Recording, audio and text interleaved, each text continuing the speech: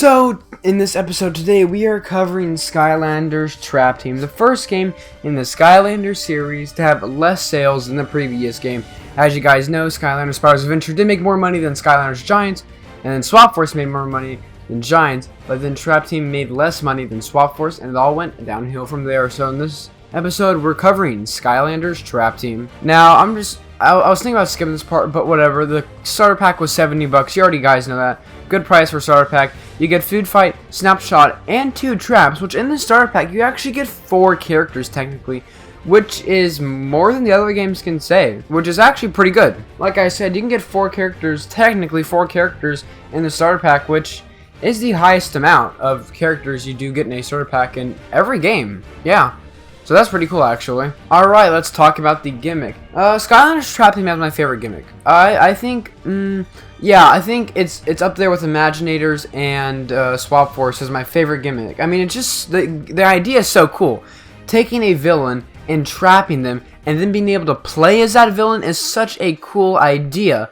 And I really do like the gimmick. And also, the gimmick, I think, plays out very well. If you have the trap, put him in, boom. You have one trap, you can play up to, like, what? If you have the tech trap, you can play it with 6 different characters if you have only one tech trap, which is pretty good actually. You only need one trap to play as 6 characters.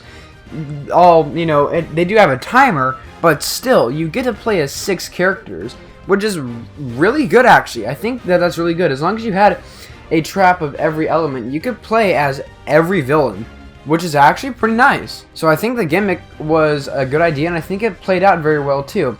And these villains are actually some really good characters, like Wolfgang is a very strong villain, Blastertron, Tyquan Crow. There's just a lot of memorable villains from this game because they're so cool.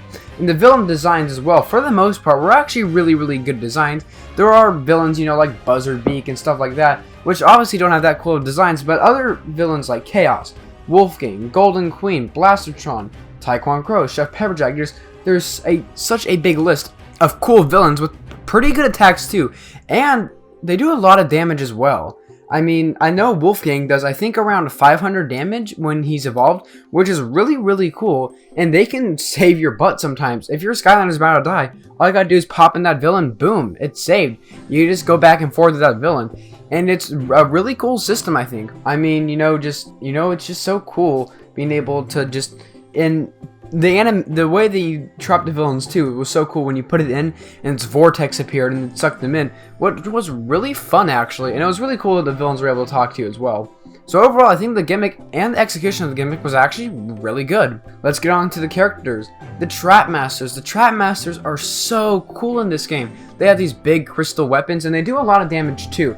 There are, for the exception of Head Rush, I do really like all of the Trap Masters. I think all of them are all-time great Skylanders. I mean, you have Skylanders like Kripkeen, Lobstar, Bushwhack, Jawbreaker, just some really good Skylanders. Also, the cores in this game are actually one of the best groups of cores that we've seen in any game. The cores in this game are very good Skylanders, like Spotlight, Food Fight. I mean, there's some really good cores as well. And I don't have this core, but I have also heard the Trailblazer and Cobra are really good Skylanders as well. Also, this game did something new. They brought in 2 new elements, Light and Dark, which honestly, I know a lot of people don't like Nightmare. I actually quite like Nightmare, and I think both the Light and the Dark elements had really good introductions with the Trap Masters, the cores, and the villains. I think the 2 Trap Masters that we got for Dark and Light, and the 2 cores we got for Dark and Light were all really good, and the villains for Dark and Light were also really good as well. I have to say, Light and Dark got a really good introduction in Trap Team. I think it was good. Now let's get to the story around this game. So Chaos just frees all the Doom Raiders, and now you gotta go on a chase to trap all the Doom Raiders before they can unleash his ultimate weapon. And on the way to defeating the Golden Queen, you get, villains to upgrade your villain army. And it's pretty cool that for the most part, Chaos isn't the main villain of the game. It's actually the Golden Queen. For the main part of this game, it is the Golden Queen that is the main villain, because Chaos actually takes your side. He actually goes on your side, which was a really cool dynamic to see, but it was very predictable that he was eventually going to turn on you. I mean, there was a chaos trap. It was pretty hard to hide that he was eventually going to turn you, but it was pretty cool for the most part to see that Chaos actually did go on your side to try to defeat the Golden Queen, which is a really cool story arc, I think. Again, I think the story's really cool. You know, you have these Doom Raiders that actually kick Chaos out and force Chaos to not be the main villain of the game, which is really cool to see that Chaos isn't the main villain of this game, but it is the Doom Raiders.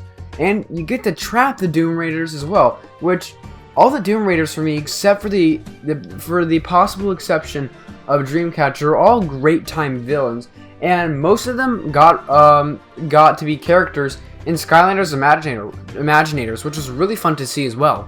Obviously, I'm not talking about Skylanders Imaginators, but that was really cool to see. The story is good, and the expansion packs for Dark and Light, I think, are both really strong levels as well. Now, let me get into some of my complaints with this game. And really, there's only just two very big complaints. All the other complaints are just nitpicks, really. The first big complaint is that this game does cost a lot of money. It is the game that costs the most amount of money. I think it was around $1,000 to get everything.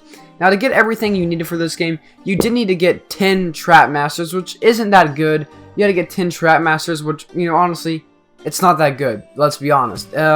You did have to pay a pretty good price for it, but, I mean, if you're not trying to play the entire main game, and you only are playing with the starter pack characters, it is a very, very fun game. Also, the other big problem I have with this game is that the Trap Team Elemental Gates are Trap Masters only, which means that the cores in this game are completely useless. There's no other way of saying it. The cores in this game, even though they're good, are completely useless and do not need to be played to play the game. And apparently this was a last minute decision as well, which I have no idea why. I get it if maybe they made some of the elemental gates only Trap Masters can go through, but all of them just really I don't think was that smart of a decision. Like I said, this does actually make the cores for the first time ever in Skylanders completely useless and do not need to be bought to play the game, which is sad to see because I do think this is one of the strongest core roster that we have gotten to date. It is sad, but with those two big complaints, now mind you, those are very big complaints, the rest of the game is really great. A lot of the levels are some really good all-time levels, and they're just really great. The boss battles, like the Golden Queen boss battle, and the Dr. Crankcase boss battle, and the Wolfgang battle, are really, really good actually. I really did enjoy these boss battles, and the Chaos boss battle, even though it is extremely hard, I do think is his strongest boss battle out of the 4 games so far, and probably is the strongest boss battle for Chaos in the entire series. This is a great boss battle for Chaos, and a good way to end off this game. Alright, now let's talk about the things you can do after this game. There is, I think, there's 4 expansion packs, which gives this game a total of 22 levels, which is the second highest level count in any Skylanders game, which is actually really good, because this game has the same amount of levels as the base game of SSA, which is really good. You had the Midnight Museum, you had the Sunscraper Spire, you had the Nightmare Express, and you had the Mirror Mystery. All really, really good levels, I think. The Mirror Mystery is it's okay, it's not great, but the other 3 I think are actually really, really good levels.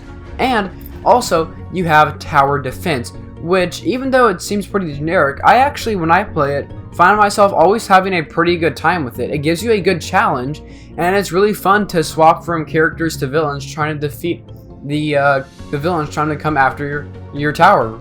You also had Brock's arena battles come again in the game, which are really fun actually. I do find myself having a good time playing these Brock arena battles. They are very fun. But this game sadly is the first game to get rid of battle mode, which is very sad. It was a good addition to this game, but unlike Swap Force, this game does have Sky Stones in it, which Swap Force does not have Sky Stones in it, which I don't understand why. This game actually, I think, has the strongest version of Sky Stones. I think Sky Stone Smash is the best iteration of Sky Stones. It's great. It's way more better than the original version, I think, from from Giant. I think it is a step up, and I just think it's overall a better version. When you trap a villain, that gives you a new Sky Stone, which makes you want to get more villains to get better Sky Stones. And speaking of villains, all the villains do have a side quest. Now, most of these are just, you know, basic go to this person, get some dialogue, and get an evolved version, but some of them aren't. Some of them you actually do get a quest, which is actually really cool that you can do a quest, because I actually wasn't expecting to get a quest at all. I was expecting to just have mostly dialogue when you evolve a villain, but no, some of them actually do give you some pretty fun quests to do, which is great to see. So with all that being said, this game, if it wasn't for how expensive this game was, and the complete and utter destroy of the cores, because like I said, you do not need the cores. The cores are completely useless in this game. If it wasn't for that, this game probably would have gotten a 10 out of 10 for me. I think it's a very good game, but with those two major things knocking Trap Team, I have to give it an 8 out of 10. Still a great score. Mind you, that's a good score. That's the same score the Giants got. Really good score, but those are just two very big flaws that I can't look past. Those are just two humongous flaws of this game. But for me, those are really the only flaws that I can find in this game. I know this game is, known to be a little glitchy and buggy and have a lot of glitches in it. But personally, besides the hoodsicle glitch, for me, I haven't seen that much glitches on my side, so I can't really say that much on it. But at the end of the day, this game does get an 8 out of 10. It is a really good game. Trap Team is a really good game, and thank you guys for watching.